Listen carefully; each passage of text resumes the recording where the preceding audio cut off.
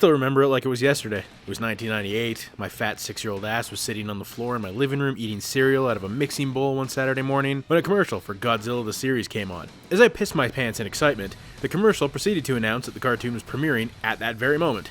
My god, what euphoria that was. So, as many people know, America's first attempt at Godzilla was, well, not well received, let's just say that. But I am of the crowd that thinks that Godzilla 1998 is not a terrible monster movie, it's just a really piss-poor Godzilla movie. But I digress, whatever. Despite all that, the movie was a commercial success. Not enough to get a sequel, but enough to warrant an animated Saturday morning cartoon anyway. However, the series was actually in production almost a year before the movie even hit theaters.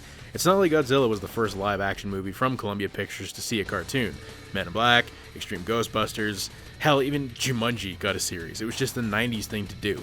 No one knew how Godzilla was going to do in theaters at the time, but Fox was already committed to the series regardless of how well the movie did. In fact, the series started so early on in the movie's lifespan that the people working on the cartoon didn't even know what Godzilla was even going to look like in the movie. They didn't find out until the day the movie premiered. It was like some spy shit, man. And the people who did actually know what Godzilla's new design was had to draw storyboards that only kinda looked like the new Godzilla design under the guise of a completely different cartoon, and then each day those storyboards were collected and hidden away. Seriously, the amount of secrecy behind this goddamn kids cartoon was like Cold War level. Even the press was fed false information, being told the monster's name was Gorgon, being shown character designs that had nothing to do with the series at all, and being told it was called Heat Seekers, completely ignoring the fact that it was a Godzilla cartoon. The series itself takes place immediately after the ending of the movie. Literally, it even shows Godzilla getting mowed down on the bridge by the military, be it a lot less depressing and epic.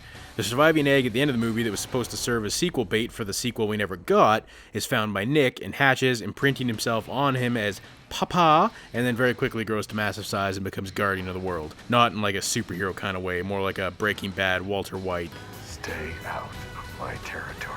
Kind of way. But unlike the movie, the series actually features the stuff that makes Godzilla, well, Godzilla. This Godzilla has his atomic breath and actually battles other monsters, which already gives this a one-up on the live-action movie in every possible way. Characters from the movie return as well, including Dr. Elsie Chapman, Audrey, Animal Pilati, Dr. Mendel Craven, Colonel Hicks, Mayor Ebert, but the only actors who came back to reprise their roles from the movie, Malcolm Danare, Kevin Dunn, and Michael Lerner. New characters were introduced, Randy, Monique, who I like to call sexy great value Jean Reno because they just needed a French character, and a robot called Nigel, whose screams of death fill me with great joy.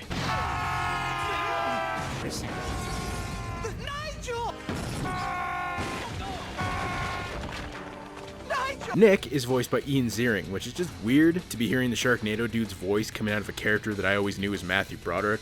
Animal is voiced by Joe Pantoliano, which is crazy because Joe's a great actor, but every time Animal opens his mouth, I want to just smack the ever-loving shit out of him. It's really a shame that Hank Azaria just didn't come back. I mean, it's not like he's not used to cartoon roles. He plays Apu in The Simpsons, for God's sake. But I guess, after beating Godzilla and seeing what the critical reaction to it was, he was kind of like, I'm good. Weirdly, there's actually a ton of cameos from actors who were already or would become huge names. I mean, we got Ron Perlman, Michael Chiklis, Linda Blair, Jesse Corti, who went on to do a ton of work, including the voice of Deadman in Death Stranding. Hell, even Tom Kenny's in this thing, of SpongeBob fame. Damn it, even Frank Welker is credited as the vocal actor for Godzilla himself. How many people can say they voiced Godzilla? Besides whoever this was? Something funny going on. You better check.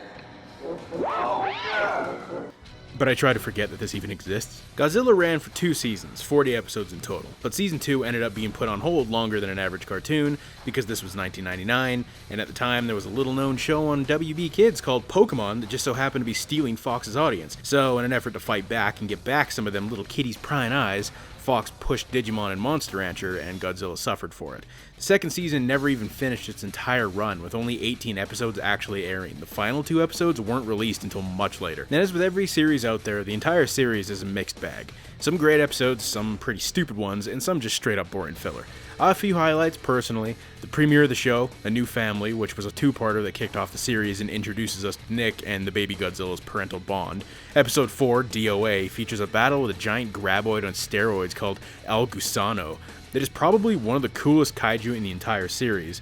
And then episode 7, which, while not the most exciting thing in the world, sets the groundwork for episodes 15 to 17 for a story arc called Monster War, which is so good that Sony even included the episodes as bonus features on the DVD and Blu-ray for the actual Godzilla movie. They even go so far as to pit Godzilla against the robotic corpse of his father from the movie, which is a pretty dark thing to do for a kid show when you think about it. In a perfect world, this arc should have been what the never-made sequel to the movie would have been. And then you get dumb shit like Godzilla running around fighting rats as big as his foot, while sister-banging hillbillies run around shooting rocket launchers in downtown Manhattan.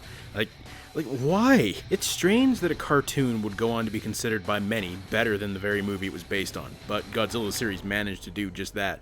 I don't despise the film like many do, but clearly more love and thought was put into capturing Godzilla's legacy here than what Roland Emmerich and Dean Devlin did with the movie. Unfortunately, for whatever reason, the only home video releases of Godzilla are 2 DVDs from Sony that only contained a few episodes, and then the complete series from Mill Creek.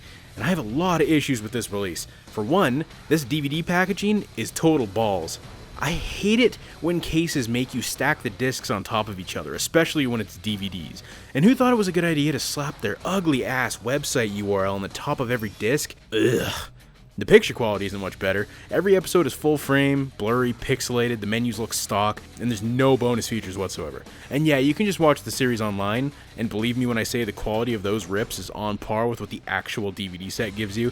I guess I shouldn't be surprised though. I mean, Mill Creek and Echo Bridge are 2 of the cheapest distributors out there, notorious for dumping out piss poor low effort releases. Criterion, these guys are not. I mean, really, the Godzilla series is probably the most nostalgic I feel towards a cartoon, excluding the obvious ones like Pokemon and Digimon and stuff like that. If there's any series that really, truly, honestly deserves a proper Blu-ray release and a remaster, it's this one. It's really an underrated show that kind of falls under the shadow of its live-action counterpart. And because of that, it just suffers for it. You too can support the channel for just $1 a month by joining the Patreon for exclusive videos and content. Links in the description down below.